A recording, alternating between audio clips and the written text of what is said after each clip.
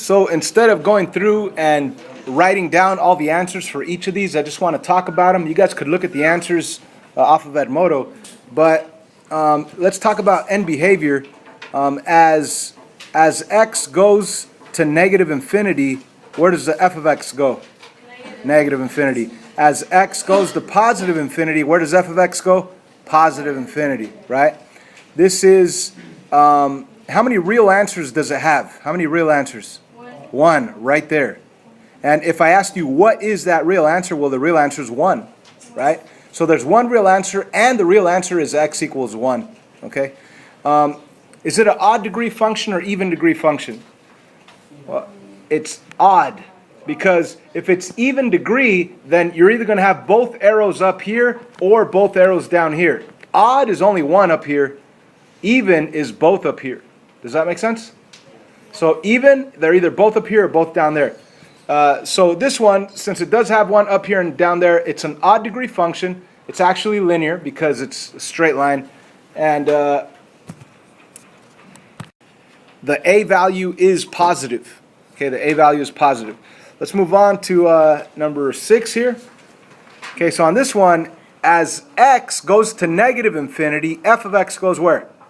Negative infinity. As x goes to positive infinity, f of x goes where? Negative infinity also. Okay. If I asked you for the, let's say, the degree, is it odd or even?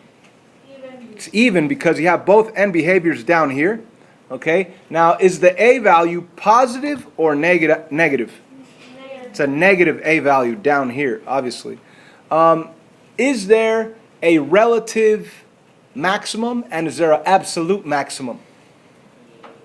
Yeah, the relative maximum, now think about this. Your graph is here, it's going up, going up, going up, and then it reaches a high point and then it goes back down, down, down, down, and then it reaches a low point, then it goes back up, up, up, and then reaches a high point and goes back down. So technically, when you're talking about maximums, you're going to be looking at this and at this, right? Okay, so is there one that's higher than the other? I mean, it kind of does look like this guy is a little bit higher than 2, right? So if you wanted to give an approximation of this max value right here, you would say it's the coordinate from the origin. You'd go 2, maybe 2.5, and then up to 2.1. So the coordinate 2.5 for x, and then 2.1 for y. So that's an approximation. And that's the approximation of the absolute max. Okay, that's the absolute max. Why do I say absolute max? Because there is no other point on this graph that'll go higher than 2.1 or 2.2, whatever that is. This one over here looks like it just reaches the 2. So this one's what you would call a relative max.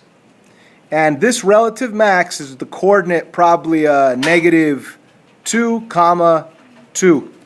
Does that make sense? So why is this one the absolute max and this one just the relative max? Because this is the highest y value. It goes up a little bit higher than this one. This one only goes up all the way to 2 and then back down. This one goes up past 2, maybe to 2.1 or 2.2, and then it comes back down. So this is the relative max. This is the absolute max. Is there a relative minimum value? Yeah, what's the relative minimum value? Somewhere down here, right? Now let's give a decimal approximation. So we want to give a decimal approximation for the coordinate. So from the origin 0, you're just going to go straight down. You're not going to go that way or that way on x. So the coordinate is 0 for x, or maybe 0.1 if you want to say that it's a little bit to the right. But the y value will be negative 2.3 or something like that. So this is an approximation. 0 on the x, negative 2 at 0.3 will get you there. So that's the relative minimum. Now, why is it relative minimum instead of absolute minimum? Because the absolute minimum is talking about the lowest point. Now, there is points that are lower than this. Yeah, it's coming down, low point, then it goes back up. But there's points that are lower than this. What am I talking about? I'm talking about all these values down here, or all these values down here. All of these are lower. So when you're talking about the absolute min, you're going to say the absolute minimum is negative infinity. Or you could say y equals negative infinity. Does that make sense? Because it goes down forever. So I hope that helped you with this section. Please look at the answers and it should make sense. If we move on to section 5.5, factoring completely, we could actually do some of these right now. So if we jump to number 1 right here on this section, you're going to begin with trying to factor out your GCF. What's in common here and here? There's only 2 terms. There's a 15 and a 10, so for sure you could pull out the multiple of 5. You could factor out a 5. But there's also A's and B's. A's and B's. So you could pull out 1A and 1B. Now if you pull out a 5AB, what's going to be left? There's going to be 3A minus 2B.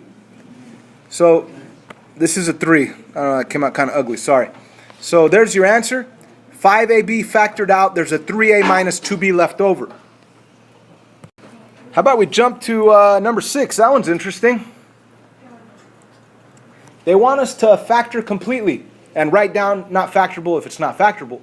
So this one right here, you're going to think, I want to pull out something in common, but there's no X's in common in all of them. There's no 6, there's no 3's in common in all of them. Not only that, there's only 3 terms. So you can't even try to factor by grouping because you can't really make 2 groups. So what could we do here? If the 6 were not there, right? If the 6 were not there, let's pretend the 6 is not there, then you could say, okay, what times what will give you negative 3, that if you add together 7. But you can't do that either because the A value is 6, so you can't do that. So we have that factoring by grouping the long process. I hope you guys remember that. Factoring by grouping the long process. What I'm going to do first is go A times C. Step 1 is A times C. And that'll give me 6 times negative 3, that's negative 18. Step 2 is to think of the multiples of negative 18 that combine together to give you the middle value 7, positive 7. So let's just make a list. I have negative 1 times 18. I have negative 2 times 9. Negative 3 times 6. Now, out of all those numbers, which pair of numbers combines together to give you 7? Negative 2 and 9. So this is the pair that we want. Now, step 3 is where it gets fun. Step 3 is where you have to rewrite this exact quadratic trinomial equation, but instead of the middle value, you're going to rewrite the positive 7x as a negative 3x plus 6x. No, I'm sorry. Negative 2x plus 9x. Whew. Sorry about that. So let's do that. Let's rewrite it. I want to write down 6x squared, just like it is right here, 6x squared. Now, instead of 7x, I want to underline it. Instead of positive 7x, I'm going to write negative 2x plus 9x. So here I go. Negative 2x plus 9x. And then I'm going to finish it off by writing the minus 3 right there. Minus 3 right there. Now I really have 4 terms. So it looks like I made it more complicated, but that's not the case. I had 3 terms, now I have 4. The reason I had 4 is so I could look at the first group, look at the second group, and see what I could factor out of each group. So let's just focus in on the 6x squared minus 2x part. What could I pull out of there? I could pull out the multiple of 2 and an x. Does that make sense? Pull out a 2 from 6 and I could pull out a 2 from 2. I could pull out an x from an x squared and I could also pull out an x from there. So what will be left on the inside? 3x minus 1. Okay, now let's go to the second group. Okay, let's go to the second group. And once again, I just want you to look at these 2 terms and ask yourself, could I pull out anything from there? What could he pull out of there? 3. You could pull out a 3. And it would probably, yeah, let's pull out a positive 3. So let's put plus 3, and what's going to be left in there? 3x minus 1 also.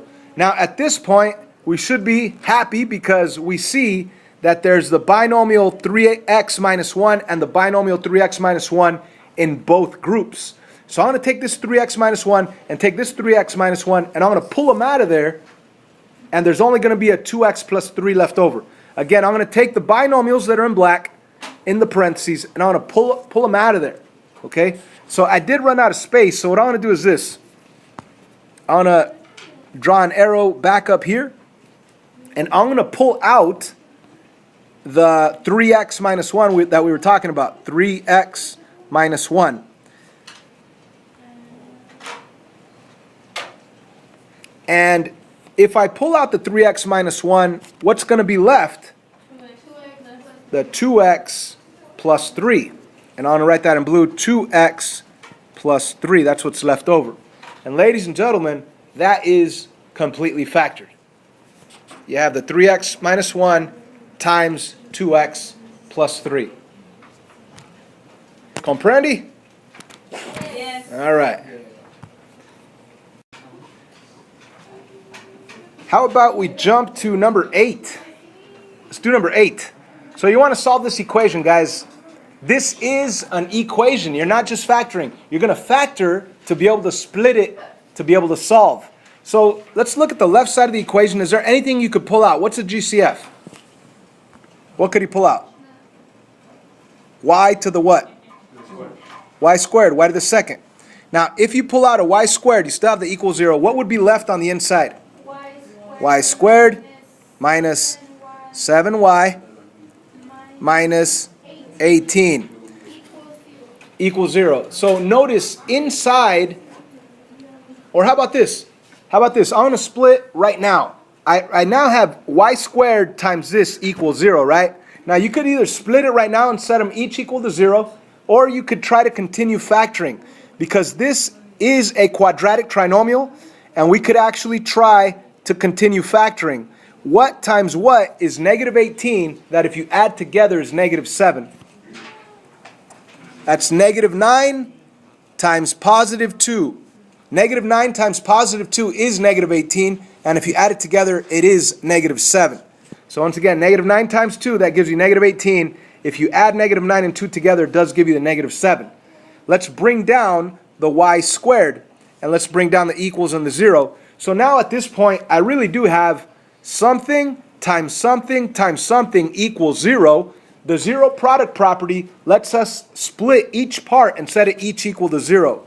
Y squared is equal to 0. Y minus 9 is equal to 0.